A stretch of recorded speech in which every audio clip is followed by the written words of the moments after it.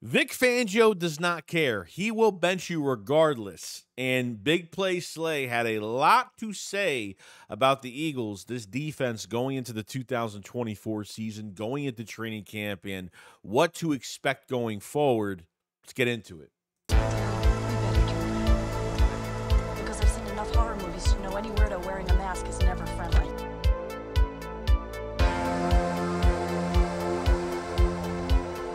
Yo, what's going on, guys? I hope everyone's having a fantastic day today. So we're going over some news for the Philadelphia Eagles. A few things to go after today, which I think is really important because from a player perspective, defensively, of what Vic Fangio is and how he coaches and what he's expecting from his players and how different is the coaching this year? Is it more, are we building this thing from the ground up once again? We know with Vic Fangio coming in, you're having a guy with a lot of experience to run this Vic Fangio type defense, or the same defense we've really been running the last few years. But why not get the best guy for the job? Now, Big Play Slay had some things to say. He was on Chris Long's podcast. He's been a little bit vocal the last couple weeks on just the issues from last year, and obviously how much has changed going into the 2024 season. Now, he did talk about, he did say this, quote unquote, he said, I had a lot of young guys rotating in and out. So as a veteran and leader, it was like, how do I go about it? So that was just difficult. And with James Bradbury, me and JB just try to do our best to help out. But a corner's really only as good as his safety communicating with him. Sometimes that's just how it is. Okay. Yes, there's a lot of new corners. You drafted Quinyon Mitchell. You have Cooper DeJean now. Okay, Keely Ringo, Eli Ricks. These guys only been here for those guys. Keely Ricks, Eli Ringo. They've only been here for a year. Sean Steffens. That undrafted free agent. I mean, there's a big group here. Isaiah Rodgers coming in. 3 years in the league, minus the suspension last year. Slay. And I get this 100% because the communication issues last year. And guys, how many times on this defense were corners still trying to communicate with the back end when the play was already about to happen, or the play was in motion from the offense? When the play just started, how many times were corners still trying to give out their calls to the safeties and the safeties to the corners? And just it was a disaster. They were still having communication issues at the end of the year last year. And obviously changing defensive coordinators wasn't the smartest thing to do on Nick's part, from, demoting Sean Desai to, Matt Patricia.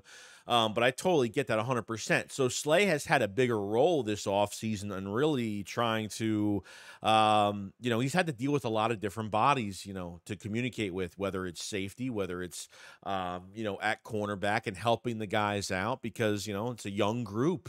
And it's, if they've been rotating guys constantly, which we know they have been, okay, he's been trying to, you have to, as a veteran corner, and he's already said this, which I definitely have to respect, okay, that, he wants to make sure that he puts the right guys in the right position to be good for the future. And when he's not a Philadelphia Eagle anymore after 2024, this is Slay's last year. So he wants to get these other corners ready. There's not a lot of players that do that help out a lot of the younger guys. A lot of guys just care about themselves and just want to do their own thing and not really help out anybody else. But Slay has went out of his way this offseason, and will do it more during training camp and the joint practices, and how he helps these other guys. I think having Slay here for his last year in Philadelphia is great because you have such a young group this year, and you kind of want them to get them ahead of the game a little bit.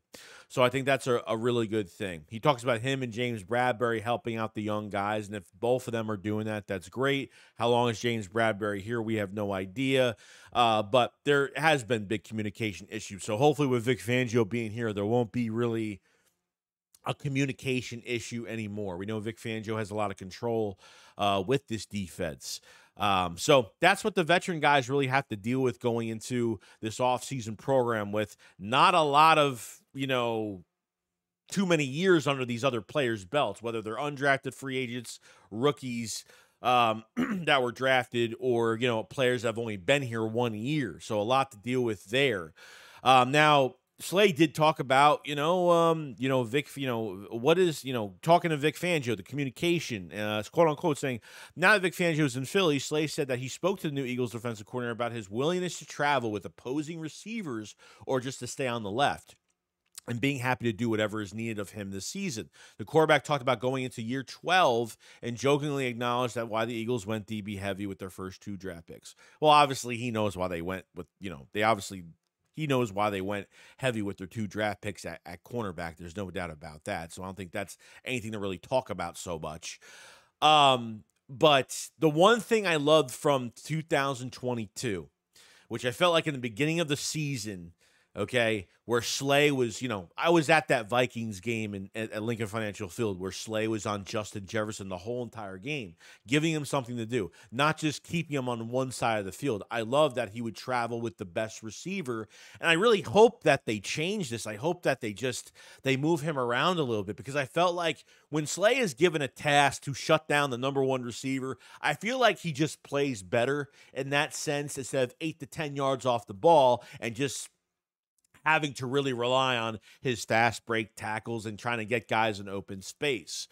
I thought that was probably the best. He only gave up 40-something yards to Justin Jefferson in that game. What was it, week 2? I was at that game and it was fantastic, and I was just really happy with him and how they really used him. Then as the season went on in 22, they really didn't shadow him too much later in the season. At times, sure, but it wasn't really consistent going forward. So obviously as a player, you want to be used in however way that the coach thinks that you're going to be successful in this defense.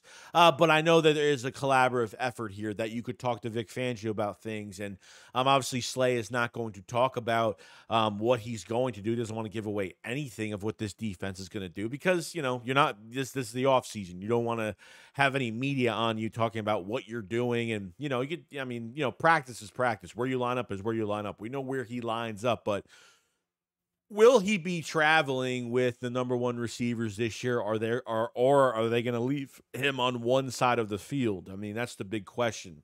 I'm sorry, but I feel like he does way better traveling with the best receiver. And, we'll see what happens, but I thought that was really interesting.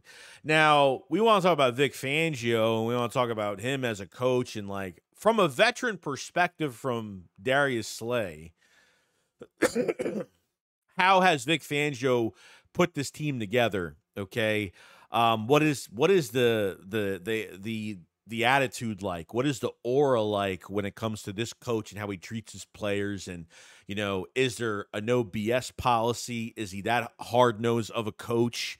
But, Slade does say, Fangio looked like the type of coach that if you don't do what I need you to do, I don't care how much you get paid, I'm benching you. That's a really good sign. That's a fantastic sign going forward. I was pissed off last year, not only at our play, the decisions that were made for the coaching staff defensively, and we're just talking defense right now. What I was really pissed off about is we really lost our edge. And I feel like when you have a coach not like Sean Desai, that's a puppet, not like Matt Patricia, that's a puppet, not like Nick Sirianni, that's got all this control and doesn't know how to use it in a positive way where we can win football games. But this is a coach right here that if you put that, you want an asshole coach in some aspect. You don't want the nice guy, okay, or the puppet. You want the guy that's going to push your players, even though the players sometimes will hate the coach at certain, they'll hate the coach at certain aspects of it, but at the same time, it's tough love at the end of the day, and that's what it's about. And, Fangio is only pushing these players to be better every single week. And I think that's part of it. And I think that will motivate the players. And yes, you acquired a lot of players on this roster defensively. We lost a lot of our juice after that 49ers game. We lost a lot of our mentality after that 49ers game. We didn't have no pushback. It seemed like we had nothing to fight for. We didn't handle adversity right, even after that game going forward towards our downfall. It just seemed like we lost our mojo and just, you can't even win at home. You can't even be, the defense just seems like it was just going through the motions, no sense of urgency. That's just what it seemed like. And the person that needs to start the culture to our defense, and yes, it's Nick, the culture of the whole team, But these are Vic Fangio's players at the end of the day, and he's the one that really has to put a lot of pride and put a lot of energy into these guys that, let them be themselves, let them do their thing, and just let them have fun. Okay. You signed Chauncey Gardner-Johnson, you signed Devin White. You have a lot of big vocal voices now. You're getting some of that, attitude back. And that's what we really needed coming into this season, or this off-season program in general, for 2024. And if Slay is saying that he looks like the type of coach that will bench you, doesn't give a crap how much you're getting paid, that's a really good sign. And this is really starting to make me think with James Bradberry now, like James Bradberry's making $10.5 million, whatever it is. And it seems like Fangio just does not care, and all this Bradberry to safety talk, like it just doesn't add up. Now, it adds up from what Vic Fangio is as a defensive coordinator, and if he just doesn't like a player, he don't care how much money he's making. He'll put him at second string, he'll put him at third string, he'll bench him. I mean, if that's the case, that's a really, really good aspect, really good attitude going into this program. And I think we need a kick in the ass. I think this is what we really needed going forward, for a lot of reasons. So, there's a lot of things I'm not a fan of now when it comes to football now. And the number one thing I can't stand is players having these podcasts. I think it's ruining everything. I think it's taking away from the mysterious week of the hype of the game going forward. I feel like you don't get hyped up enough when you hear too much information, when players are spewing out all the truths and nonsense about stupid crap. And there's nothing wrong with players having podcasts. It's just like, there was things said last year I did not like. And obviously when we talk about Slay, there's a lot of things I didn't like from Slay last year. Slay not only, said what he said last year, but almost left the Philadelphia Eagles, went with Denard Wilson to Baltimore, pretty much was happening, and came back. Thank God, Dom made the phone call and got him back to Philadelphia. But that's besides the point to what this video is about. But I think clearly Vic Fangio is taking no shit. And it's a good sign going forward. And how they're going to use Slay and how they're going to use it, we're going to find out. We're going to find out what's going to happen with some of these guys, how they're moved around. If they move Slay and don't keep him on one side, we'll see. It's going to be interesting with this whole entire roster and how deep we're at corner. And obviously the communication issues, we talked about that. So it should be interesting. But other than that, guys, let me know what you guys think. What do you guys think of Vic Fangio as a coach in general? Do you think he'll get these guys back in line and they'll be playing at a higher level? What do you think of Big Play Slay and how they're going to use him? Just want to know your thoughts down below when it comes to all that great stuff. And yes, if you guys haven't checked out the Philly Shakedown podcast merch, definitely check it out. We have a big new release coming really soon.